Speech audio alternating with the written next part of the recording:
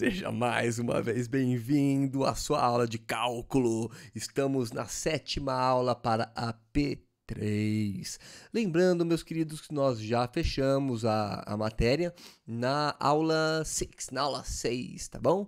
E aí ficamos com 2 aulas para trocar mais ideias, tá? Para dar tempo de vocês irem estudando, fazendo os exercícios. Façam os exercícios, façam os exemplos, tá? Olhem para as aulas de exercícios, olhem para os exemplos do Guidorize, isso é muito importante, tudo bem?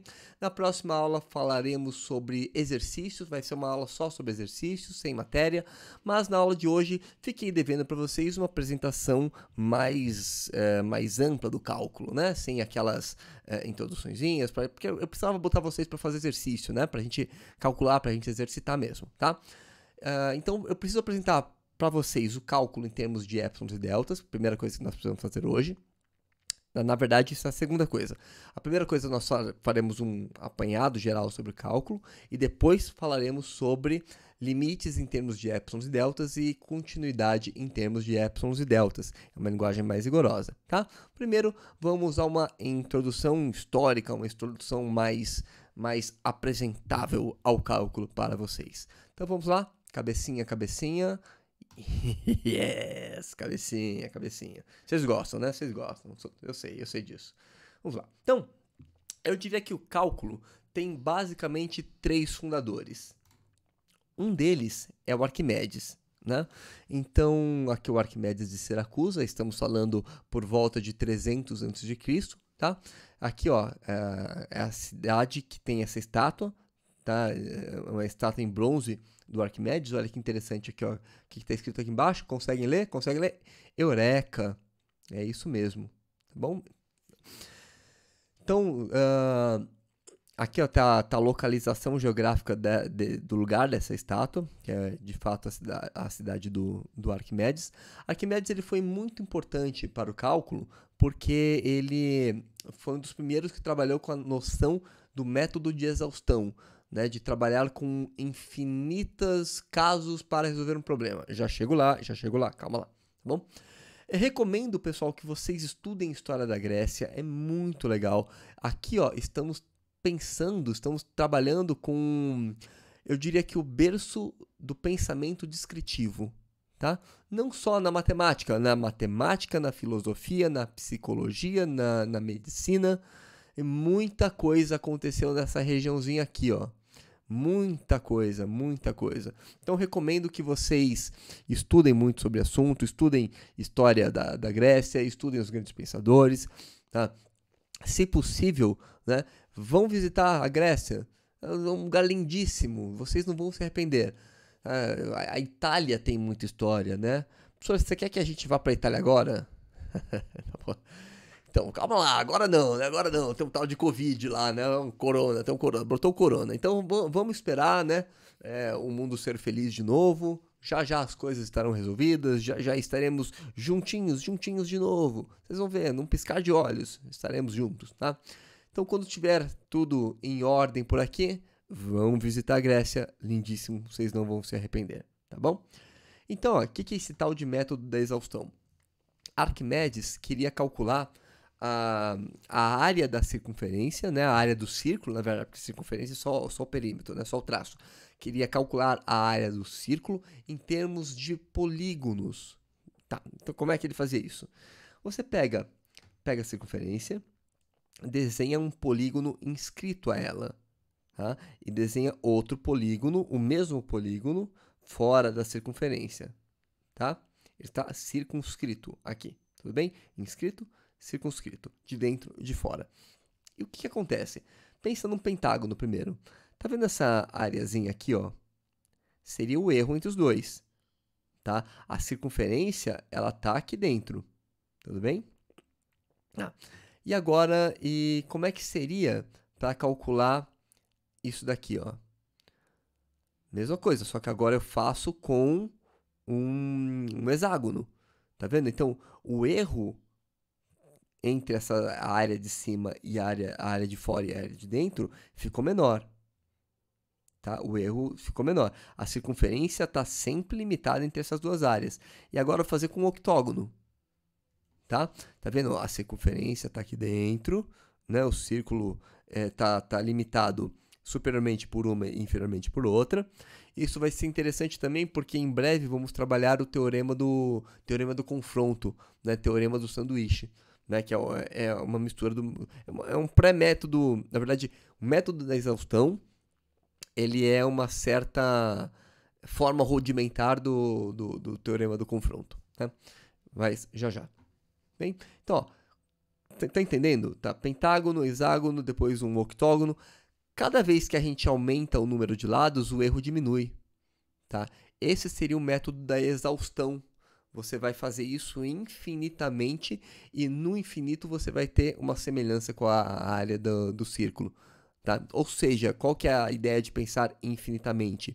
É que quanto maior o número de lados que você coloca no polígono, menor o erro associado, mais próximo você chega da área da circunferência por esse método.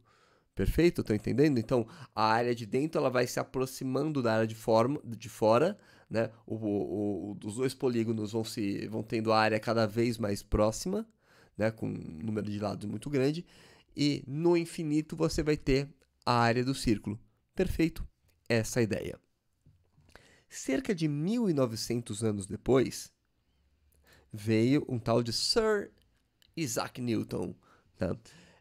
Cerca de 1900 anos, que aqui eu estou falando em 300 a.C., agora eu estou falando já em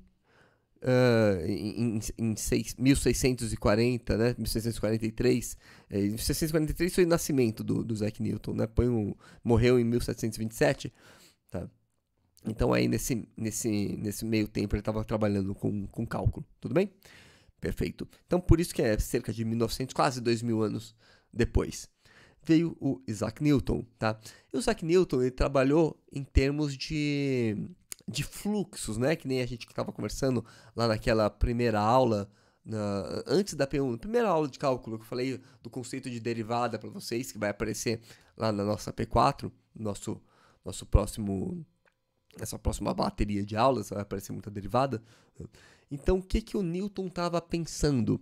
O Newton pensou, por exemplo, para criar a derivada, ele pensava o seguinte, que a velocidade é o fluxo do espaço, tá? O quanto que o espaço está escoando ao longo do tempo. Isso é a velocidade. O que é uma aceleração? O quanto a velocidade está escoando, qual é o fluxo da velocidade em termos do tempo. Isso é aceleração. Foram essas coisas que o Newton trabalhou. E olha só que interessante, gente. Eu peguei isso daqui exatamente hoje para montar a aula de vocês. Tá? Isso é um print de uma mãozinha aqui, agora que eu vi uma mãozinha.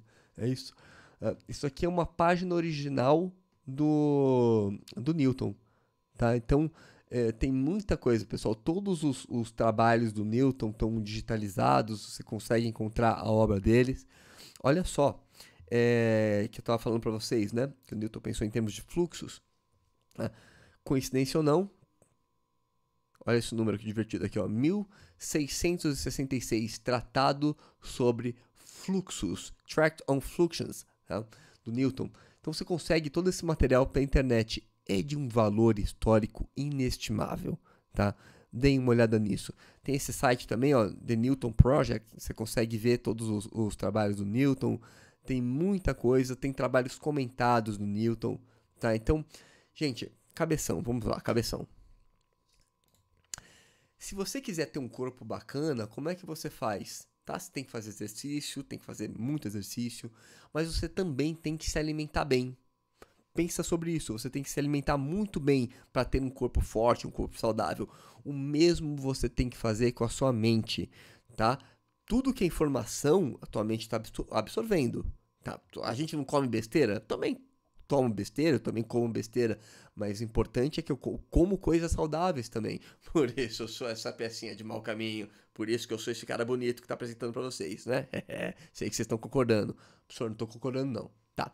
Pensa no conhecimento também. É a mesma coisa. Você quer ficar com a mente bacana? Você tem que absorver coisas bacanas. Então, cuidado com os besteróis da internet, tá? Cuidado com o excesso de besteira. É claro que eu também consumo besteira, mas eu consumo coisa legal também. Tá? Então, olha só, voltando, né? Tem muita coisa bacana, gente, tem essas páginas todas comentadas, tá? No YouTube tem muita besteira, mas no YouTube também tem muita coisa legal.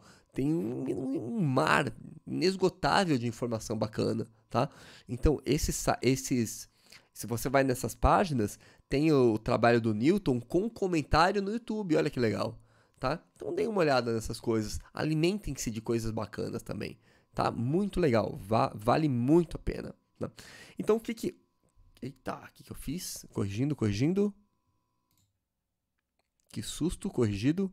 Maravilha, perfeito. É a segunda vez que eu tô gravando essa aula. Já parei essa aula na gravação com quase 20 minutos. Tive que voltar tudo de novo para começar. Falei, deu esse erro agora, entrei em pânico aqui. Perdi todo o trabalho. Isso acontece e não é incomum. Gente, como acontece, é horrível. Vamos prosseguir, tá?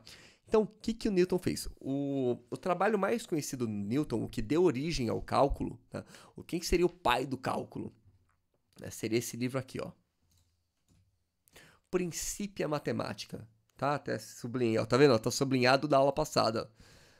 Não é que da aula passada, do vídeo passado. Eu cheguei até aqui, tava gravando e problemas, tá? Então, ó, o que ele estava falando? Vamos sublinhar de novo, né?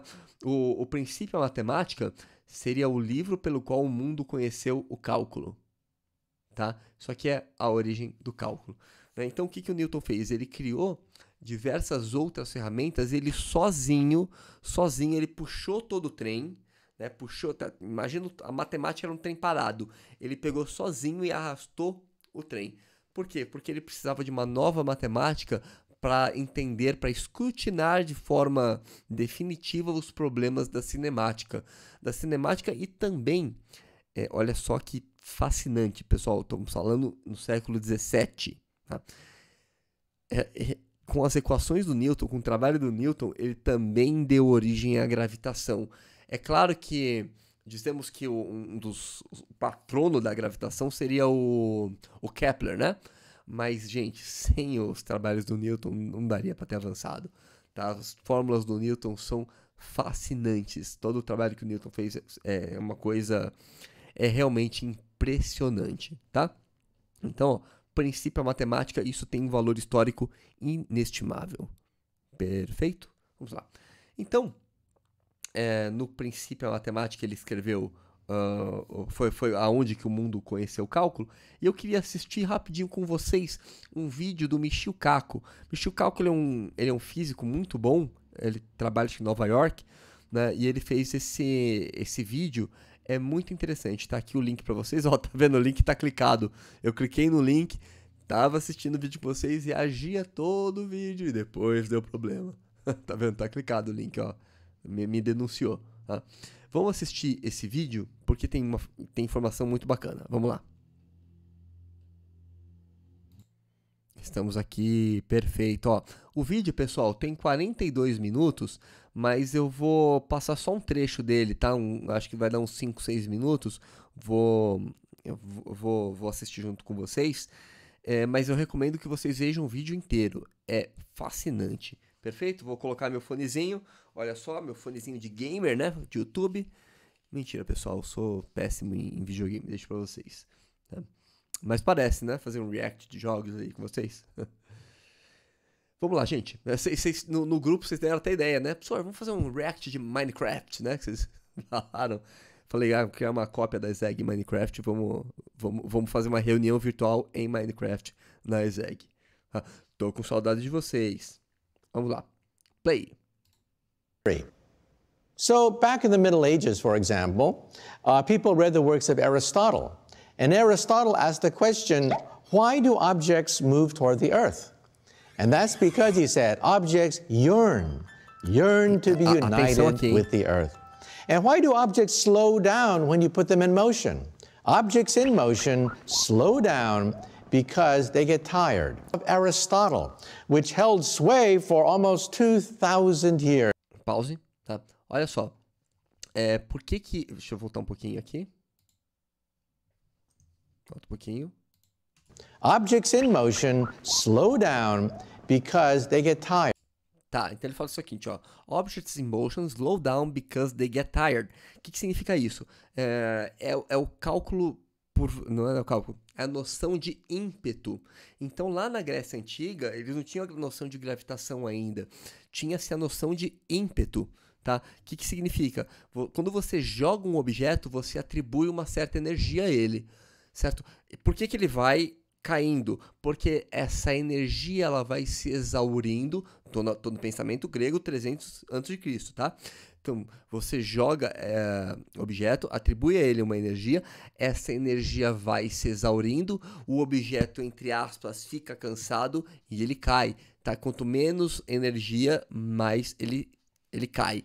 Tá? Isso é noção de ímpeto, que veio muito antes da gravitação. Perfeito? Vamos lá?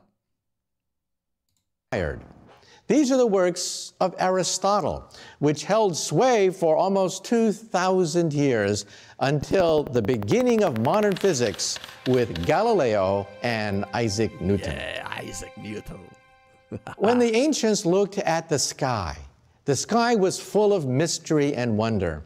And in the year 1066, the most important date on the British calendar, there was a comet which sailed over the battlefield of Hastings. It frightened the troops of King Harold, and a young man from Normandy swept into England and defeated King Harold at the Battle of Hastings, creating the modern British monarchy. Entendeu? Então, But the question is, where did the comet... Quando o cometa passou, aconteceu um evento lá e aí o rei morreu, resumindo, tá? Come from? What was this comet that importante. mysteriously paved the way for the coming of the British monarchy? Well, believe it or not, that same comet, the very same comet that initiated the British monarchy, sailed over London once again in 1682. Tá? Então, o mesmo cometa que passou lá durante aquele evento, passou de novo em 1682. Tá? Então, assim, pensa com um pensamento medieval. Putz, passou um negócio rasgando o céu. É algum aviso divino, é alguma coisa, algum sinal. Bom, a última vez que passou esse cometa, o rei morreu. Tá passando de novo, olha. Não queria te dizer não, mas eu acho que o rei vai morrer. This time, everyone was asking the question, where do comets come from? Do they signal the death of the king? Why do we have messengers from the heavens in the sky? Well, one man dared to penetrate the secrets of comets, and that was Isaac Newton. In fact, when Isaac Newton was only 23 years old, he stumbled upon the universal force of gravitation. According to one story, he was walking on his estate in Woolsthorpe, and he saw an apple fall. And then Isaac Newton saw the moon. And then he asked the key question which helped to unlock the heavens. If apples fall, does the moon also fall? Ah, Newton! Gente, me arrepio de escutar essa história. Olha só. É a historinha da maçã, né? Então, quando a gente tá na escola, aprende que a maçã cai na cabeça, pum, caiu, gravidade. Pronto, não é bem isso, né? Você entendeu? O Newton tava lá, ele viu de fato um fruto caindo, não sei se era de fato uma maçã, mas vamos supor que era uma maçã mesmo, tá bom? Ele viu a maçã caindo, e aí, bom, ele sacou, coisas caem. A lua cai? Essa é a pergunta que Newton queria responder. Olha que fascinante, vamos lá. And the answer was yes. And that answer overturned thousands of years of mystery and speculation about the motions of the heavens. The moon is in free fall. Just like an apple, the moon is constantly falling toward the earth. It doesn't hit the earth because it spins around the earth and the earth is round, but it's acting under a force of gravity. So Newton immediately tried to work out the mathematics, and he realized that the mathematics of the 1600s was not sufficient to work out the motion of a falling moon. Entendeu? A matemática daquela época não era suficiente para atacar o problema da lua caindo. Não, uma coisa é você pensar aqui, ó, vai cair, ó, caiu. Outra coisa é você pensar no problema da lua caindo. Você tá entendendo a complexidade do problema? Vamos lá. Então, ó, ele vai falar sozinho, ele vai puxar a matemática inteira. So what did Isaac Newton do? When he was 23 years old, not only did he stumble upon 23 anos. Muito gênio, né? 23 anos, pessoal. Com 23 anos ele revolucionou a matemática toda. Aí eu venho e pergunto para vocês, pessoal, com 23 anos o Newton revolucionou a matemática. E vocês, com 23 anos, vão fazer o quê? Aí vocês viram e perguntam, professor, e você com 23 anos revolucionou alguma coisa? the force of gravity, but he also created calculus. In fact, he created calculus at the rate at which you learn it when you're a freshman in college. And why did he create calculus? To calculate the motion of a falling moon. The mathematics of his age was incapable of calculating the trajectories of objects moving under an inverse square force field. And that's what Isaac Newton did. He worked. Tá, então, ó, temos que atacar um problema onde estamos trabalhando com campo gravitacional invertido. Worked out the motion of the moon. And then he realized that if he understands the moon, he also understands the motion of the planets in the solar system. A consequência de tudo isso, hein? And Isaac Newton invented a new telescope. It was the reflecting telescope, and he was tracking the motion of this comet. Well, it turns out that everyone was talking about the comet, including a rather wealthy Englishman by the name of Edmund Halley. So Edmund Halley, being a wealthy merchant, decided to make a trip to Cambridge. Entenderam que esse Halley, ele era um comerciante e ele fez uma viagem para Cambridge. Presta atenção nisso, pessoal. Ó, lição de vida, hein? To talk to England's illustrious scientist, Sir Isaac Newton. Well, Edmund Halley asked Newton, what do you make of this comet? No one understands comets. They're a mystery. They've been fascinating people for centuries, for millennia. What are your thoughts? And then, I paraphrase, but Isaac Newton said something like this. He said, oh, that's easy. That comet is moving in a perfect ellipse. It's moving in an inverse square force field. I've been tracking it every day with my reflecting telescope, and the path of that comet conforms to my mathematics atenção. exactly. Olha só. Então é o seguinte, ó. Newton falou, ele está se movendo de acordo com uma equação de elipse. Eu estou observando todos os dias e aquilo está batendo exatamente com as minhas equações. Você está entendendo a precisão disso? Você está entendendo a relevância disso? E ainda fala, é fácil. Que nem eu falo que é fácil na prova para vocês, né? And of course, we don't know what Edmund Halley's reaction was, but I paraphrase. He must have said something like this. For God's sake, man, why don't you publish the greatest work in all of scientific history? If correct, you have decoded the secret of the stars. The secret. Estão entendendo isso?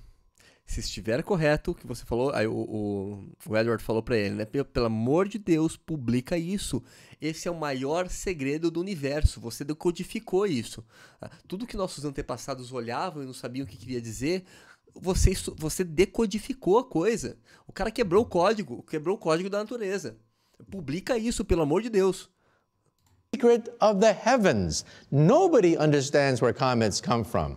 And then Newton responded and said, oh, well, it costs too much. Custa muito. I mean, I'm not a wealthy man. It would cost too much to summarize this calculus that I've invented. Então, Newton não era muito bem de grana. E isso custaria demais para publicar esse negócio. And to work out all the motion of the stars. And then Halley must have said this, Mr. Newton, I am a wealthy man. I have made my fortune in commerce.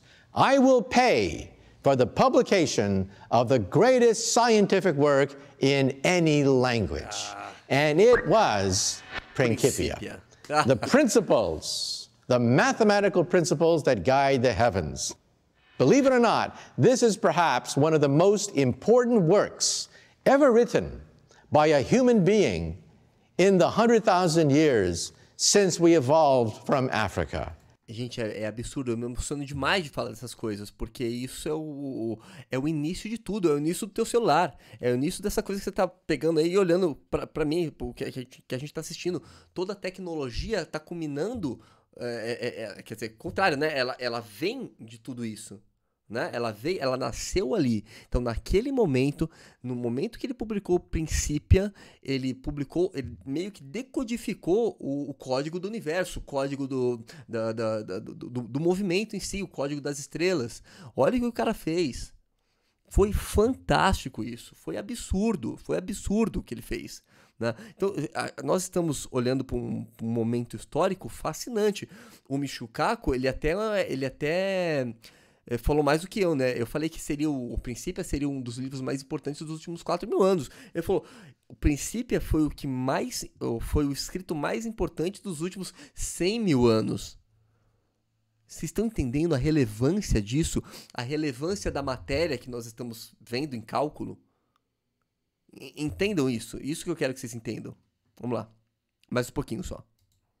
Realize that this book sets into motion a physics of the universe. Forces that control the motion of the planets. Forces which can be calculated. Forces which govern the motion of cannonballs, rockets, pebbles. Everything that moves according to the laws of motion and the calculus of Sir Isaac Newton. In fact, even today, when we launch our space probes, we don't use Einstein's equations. They only apply when you get near the speed of light or near a black hole. Tá entendendo? Então, assim, até hoje, quando a gente lança satélites, né, em órbita, instrumentos que estão medindo, né, vamos chamar de satélites mesmo, tá? Até hoje não se usa tanto as equações de Newton, porque as equações de Einstein, porque para usar as equações de Einstein, elas funcionam muito bem quando o objeto se aproxima muito da velocidade da luz. Tá? Então, até hoje, a gente usa as equações do Newton. We use Newton's laws of gravity. They are so precise that when we shoot a space probe right past the rings of Saturn, we use exactly the same equations that Isaac Newton unraveled in the 1600s. That's why we've been able to unravel the secrets of the solar system, complements of the laws of motion of Isaac Newton. So what Newton did was not only did he set into motion the ability to calculate planets, he also set into motion a mechanics. Machines now operated upon well-defined laws. Newton's 3 laws of motion. The first law of motion says that objects in motion stay in motion forever unless acted on by an outside force. Então agora ele está falando sobre as leis de Newton e tal, então isso daqui vocês já sabem bastante, né, lá do colégio. É claro que, principalmente a segunda lei de Newton, que a gente fala, né, que a força é igual a massa vezes a aceleração. Não é isso que vocês sabem? Força é igual a massa vezes a aceleração. Na verdade, força é igual a derivada do momento linear. Tá? E aí, se a massa não está variando, então a força é igual a massa vezes a aceleração. Não está tão errado o que vocês viram, não. Tá? Mas surge tudo daí, gente. Surge tudo daí. Olha, tá falando ainda. Dá pra ver? Tá falando das leis de Newton, tá? Bom, chega. Vamos lá, já vimos bastante videozinho. Vamos dar uma olhada no cálculo em termos de épsilons e deltas. Chega. Tchau.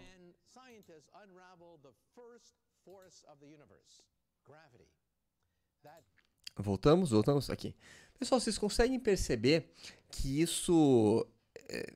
foi isso que impulsionou a primeira revolução industrial? Porque agora as leis da mecânica, as leis da física, né, não todas, né, porque a física é muito mais do que isso, mas as leis do movimento estavam descritas por leis extremamente bem definidas. Isso impulsionou a primeira revolução industrial. Hoje fala-se bastante, né, de indústria 4.0, não é? Mas lembre-se que a indústria 1.0 aconteceu por causa do Newton. Fascinante, né? Bom, vamos lá. Pois é, engenheiros de produção. De certa forma, por bem ou por mal, Newton é o patrono de todos nós. Patrono da matemática e patrono de vocês, da engenharia. Da engenharia de produção. Da engenharia de produção e engenharia de produção não, né? Estou dando curso para economia. Economia, administração. A ESEG é muito forte em economia, em engenharia de produção. Então, esse curso, eu sempre falo isso para eles também, né? Mas vocês também, como economistas, como administradores, vocês são impactados aí pela Revolução Industrial, né? Pois é, Newton é pai de todos nós. Vamos lá. Então, ó, concomitante ao Newton, o Leibniz criou notações, né? Ele também empurrou bastante o cálculo, só que de uma forma um pouco matematicamente mais rigorosa, não nas ideias do Newton, né? Mas, não pegando nas ideias do Newton, mas com uma notação um pouquinho mais bem fundamentada. E nós herdamos muitas das notações do Leibniz. Então, o Leibniz é extremamente importante para a gente também. Olha só, pessoal. Dito isso, vamos voltar para a aula 1. Olha só, esse cara bacana aí na aula 1, hein? Tava com a mesma roupa? Não, opa. Diferente, ó, diferente. Então, o que eu deixei para vocês na aula 1? Falei do problema do corredor asmático, né? E aí resolvemos o problema. Então, na verdade, ele nunca vai chegar em 5 metros, porque se ele corre dessa forma, com tempo infinito, ele percorre no máximo 2 metros. Ele não chega, em tempos finitos, ele não chega a 2 metros, tá? Isso, pô, mas que problema... Pô, professor, problema do corredor asmático, o que é isso? Na verdade, pessoal, eu estava introduzindo a vocês o que chamamos de paradoxo de Zeno, tá? De novo, estamos lá na Grécia Antiga, né? O que são esses paradoxos de Zeno? Você pode conhecer como paradoxo de Aquiles e a tartaruga. Ou seja, Aquiles e a tartaruga. Caramba, precisa de um fonoaudiólogo para dar aula, né? Então, Aquiles é um corredor é um herói muito virtuoso, né? Então pensa na seguinte situação. O Aquiles, ele vai apostar uma corrida com uma tartaruga, tá? Então qual que é a brincadeira? Tô generalizando para vocês, tá? Tô deixando bem mastigado. Então pensa o seguinte, Aquiles, sabendo que ele é muito virtuoso, ele dá um espaço para a tartaruga largar antes, tá? E aí o que acontece? De certa forma, sempre que o Aquiles anda, a tartaruga anda também. O Aquiles anda, então a tartaruga andou. Então, pensando dessa maneira, o Aquiles nunca encontraria a tartaruga. Ou seja, vamos resumir o paradoxo. Pensa o seguinte, pensa na situação do corredor asmático. Se você sempre anda, você está sempre andando, você está sempre caminhando, só que cada vez você caminha menos, tá bom? Então, nessa situação, você caminha infinito? Não, pô, mas espera aí. Por um lado, eu estou sempre andando, eu nunca paro de andar. Eu estou sempre dando um passo, só que eu estou dando um passo cada vez menor. Tá? Então, dando um passo cada vez menor, por um lado você está sempre andando, por um outro lado, o passo é cada vez menor. Pô, mas eu estou sempre andando. Se eu estou sempre andando, uma hora eu chego no infinito. Não é aquele papo devagar e sempre? Pois é, pessoal, a coisa não é bem assim. No infinito, na verdade você está andando cada vez menos. Então, no infinito, você anda infinitamente menos. Tá? Então, o que acontece? Essa série, que a gente chama de soma de sequências, a gente batiza como série. Então, somando a série 1 mais meio, mais um quarto, mais um oitavo, recomendo que vocês procurem a respeito do paradoxo os paradoxos são mais do que um, né? Os paradoxos dizendo, você soma infinitas quantidades, todas positivas, e dá um número finito. Tá? Então, com essas ferramentas do Newton, passou-se a atacar o paradoxo de Zeno. Com as ferramentas trazidas pelo Leibniz, passou-se a atacar o paradoxo de Zeno. Então, quando eu falei essa brincadeira com vocês, né, o problema do corredor asmático, na verdade eu estava fazendo uma alusão ao paradoxo de Zeno. Tá? Então, tem muita coisa acontecendo aqui no curso de vocês, gente. Tem muita coisa acontecendo. Tá? Maravilha. Bom, como que se fundamenta o cálculo de forma de forma correta, né? Vamos lá. Agora vamos para canetinha. Tá? Então, cálculo. Vou colocar assim, limites. Que é o cálculo, né? Limites em termos de épsilons e deltas. O que é isso? Épsilons e deltas, na verdade, são simplesmente duas letras gregas, tá? O delta maiúsculo é o triangulão. O delta minúsculo é isso aqui, ó. Tá? Esse é o delta minúsculo, perfeito? Ótimo. Então, o que acontece? Definição de limite.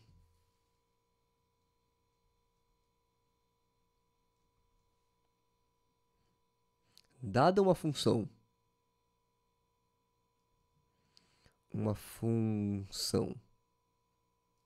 f de x em um ponto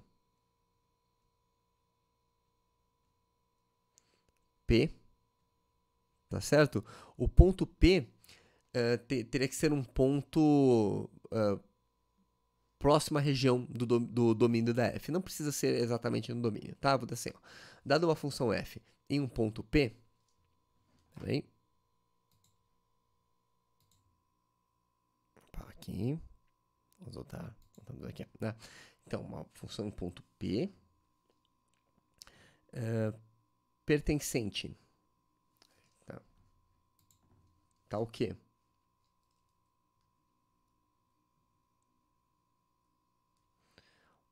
P pertença ao domínio da f, vou colocar assim, P é um ponto do domínio ou extremidade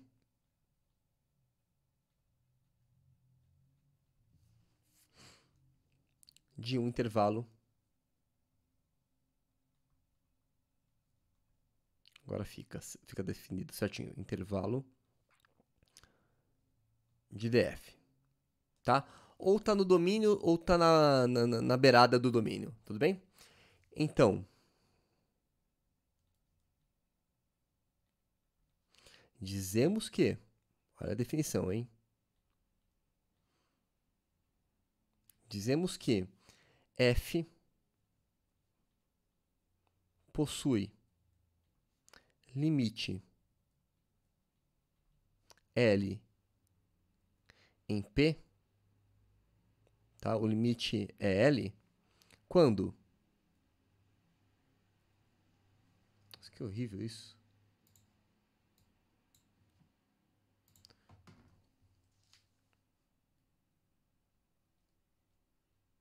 Quando? Aqui que é importante, ó. Para todo epsilon maior do que zero, existe um delta maior do que zero, tá o quê? Toda vez, pensa, é importante, ó, toda vez que a distância entre x e p for menor do que epsilon, então a distância entre f de x e L é menor do que delta.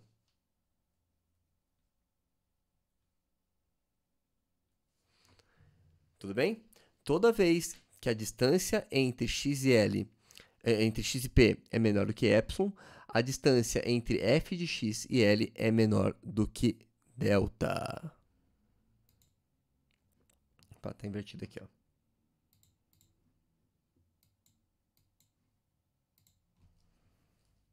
Aqui tem que ser delta, perfeito, e aqui epsilon. Tá? Ou seja, o que significa isso? Significa o seguinte. Você tem aqui a função.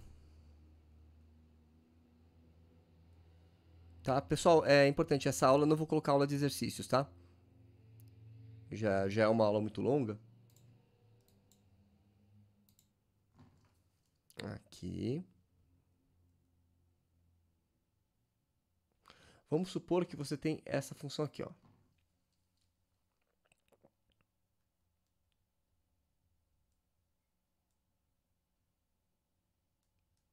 Tá? Então, o que significa ter limite L? Significa que quando você joga a função para P, pega um ponto P aqui. Qual que é a imagem do P? Não sei, pode ser L, pode não ser L. Aqui está em L. Tá? Aqui é o valor L. Significa que toda vez que você escolhe um valor para epsilon, né? Ó, eu escolhi um valor para epsilon, significa que eu quero espremer um intervalo ao redor do L aqui, ó. Vai ficar entre L mais epsilon e aqui L menos epsilon. Tá? Então, toda vez que eu abro um intervalinho aqui, existe um intervalo no domínio, ó, intervalo aqui, ó. Existe esse intervalo, tá o quê? Todo mundo que está dentro desse intervalo ao redor do P, aqui, ó. Tá? Aqui seria P menos delta, e aqui P mais delta. Esse intervalinho aqui, ó, P menos delta, P mais delta. Significa que sempre que você tem gente aqui dentro, será que vai ficar bom colocar um amarelinho? Ó, todo mundo que está aqui dentro tem imagem aqui dentro, ó. Tá? Então, esse intervalo, ele está definido aqui.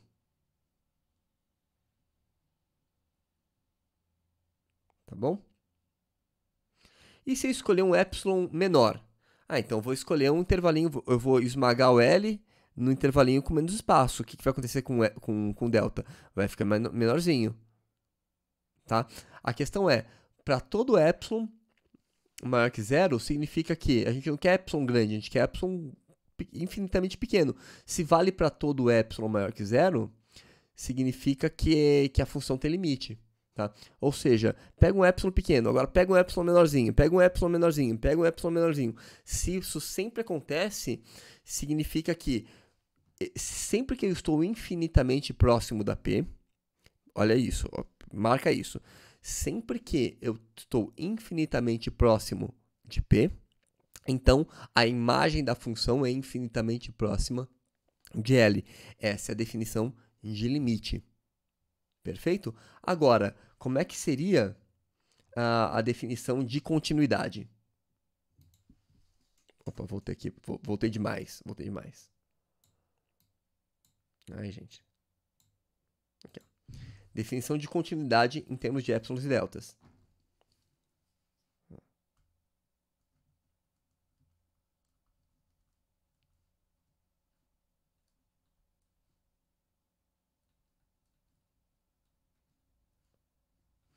Então, dizemos que f é contínua em P, um ponto dentro do domínio, C e somente C,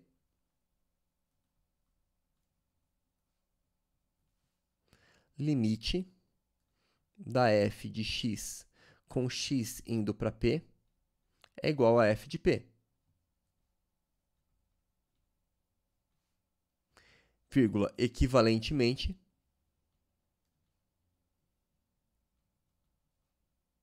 pô, agora a gente já sabe limite em termos de épsilons e deltas, né?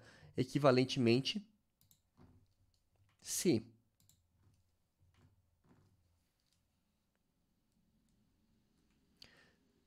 para todo epsilon maior do que zero, vírgula, existe um delta maior do que zero, tá o quê? Sempre que a distância, lembra que módulo é distância, tá? A distância de x a P for infinitamente pequena, pensa no epsilon como sendo infinitamente pequeno. Tá? Se a distância do x ao ponto é infinitamente pequena, significa que a imagem do x vai estar infinitamente próxima à imagem do ponto.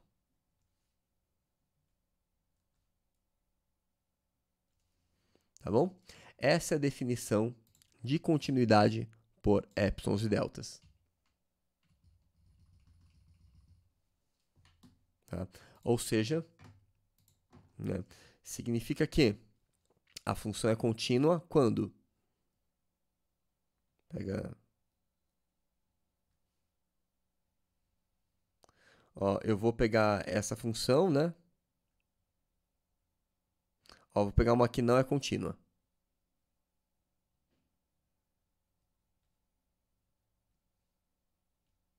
X, f de x.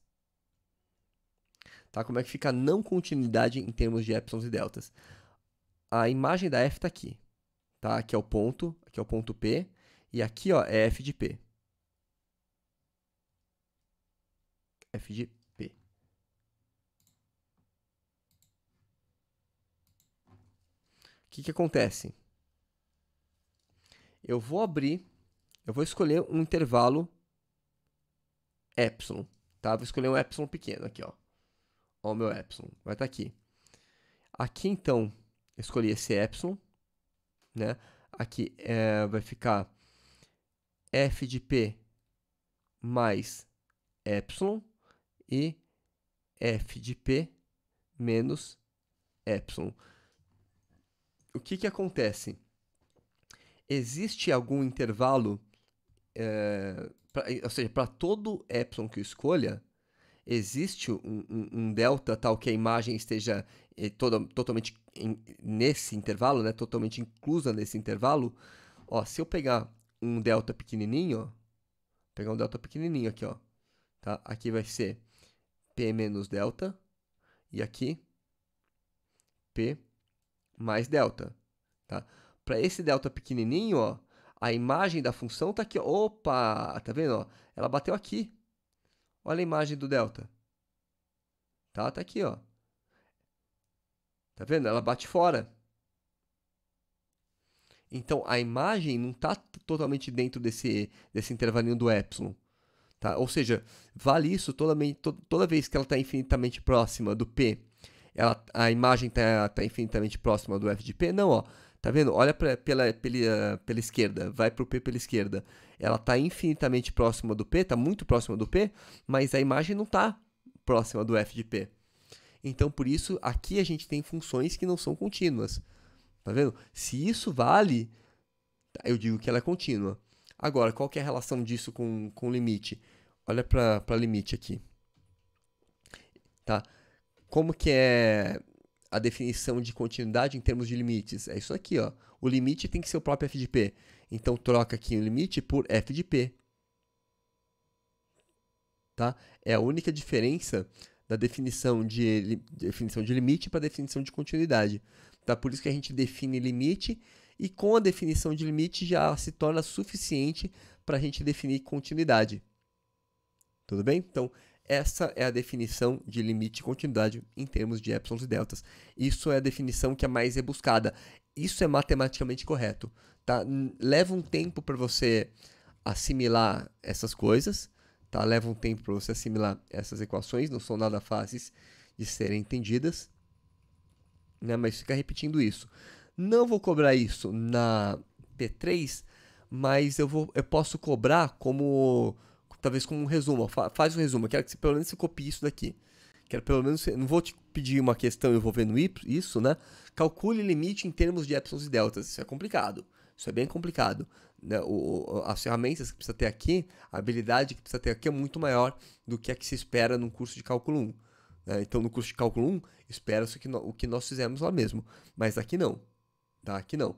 Então, o que eu vou pedir para vocês na prova? A matéria encerrou lá, só que eu vou pedir para vocês, pelo menos, fazerem um resuminho dessa aula.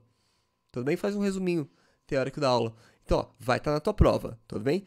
Assim que você assistir a aula, não precisa esperar eu montar a prova. A prova vai aparecer na semana que vem. Não precisa esperar aparecer a prova. Já vai fazendo um resumo que você ganha tempo. Tá bom, pessoal? Então, ficamos por aqui hoje. Um abraço e até mais. Tchau, tchau, gente. Nos vemos na próxima. Mandem mensagens. Façam. Então, pessoal, cabeção. Eu ia me despedir, né? Vai ter que me aturar mais um minuto. Cabeção. Estão fazendo os exercícios, estão fazendo os exemplos do Guidorize. É muito importante. Então, essa matéria você só aprende com prática de exercícios, tá? Então, vou pedir. Eu não vou sobrecarregar vocês tanto que nem eu fiz na P2, mas eu vou pedir uma carga de exercício para vocês. Tá? Não vou fazer que nem prova presencial, né? Tem alguns professores que estão fazendo. Olha, você tem aí 1h30, 2 horas para responder essas questões e acabou. Não vou fazer isso porque eu acho que dá para vocês aprenderem direitinho sem esse tipo de restrição de tempo. Tá? Eu acho que dá pra, nossa rotina agora online é diferente, mas eu vou aproveitar a parte boa dela. Tá? Então eu acho que eu vou dar um tempo para vocês entregarem a prova, mas vai exigir a habilidade de vocês. Não menosprezem os exercícios, tá bom? Eu sei que fazendo nas aulas de exercício eles parecem simples. Calma, tem muitos outros exemplos. Às vezes mudou um pouquinho, mudou pouca coisa. Ah, professor, eu sei que parece igual, mas mudou um pouquinho, eu já não sei.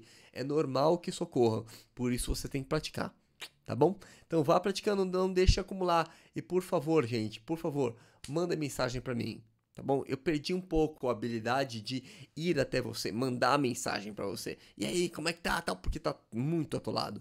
Tá? Então, tem muita coisa para fazer, gravar aula leva um tempo colossal. Só para gravar essa aula, que é uma aula de 50 minutos, pode ter certeza que eu levei umas 3, 4 horas para montar tudo, para pegar as coisas que precisava, para achar o vídeo que eu queria mostrar para vocês. Aí grava, dá errado, tem que parar, grava de novo. Tá? Então, leva um tempo, isso está me sobrecarregando. Para deixar tudo em ordem para vocês, para deixar tudo no cronograma certinho para vocês, a gente tem que trabalhar muito. Em contrapartida, eu perco um pouquinho a habilidade de cutucar vocês, tá? Mas eu estou à disposição, por favor, mandem mensagens. Alguns alunos, eu sei que eu vi alguns alunos já mandando umas mensagens, alguns eu já respondi. Tem gente que perguntou de aula de exercício, tem gente que perguntou da teoria mesmo. Eu estou respondendo, mas eu preciso eu preciso que você tenha essa noção. Às vezes, poxa, todo mundo está respondendo, menos eu. Entenda que você é importante. Tá? A classe tem 30 e tantas pessoas, 28 estão entrando em contato comigo, 2 não estão. Esses 2 alunos são importantes. Tá? Então, por favor, venha até mim, tá bom? Forte abraço para vocês e até mais. Tchau, tchau.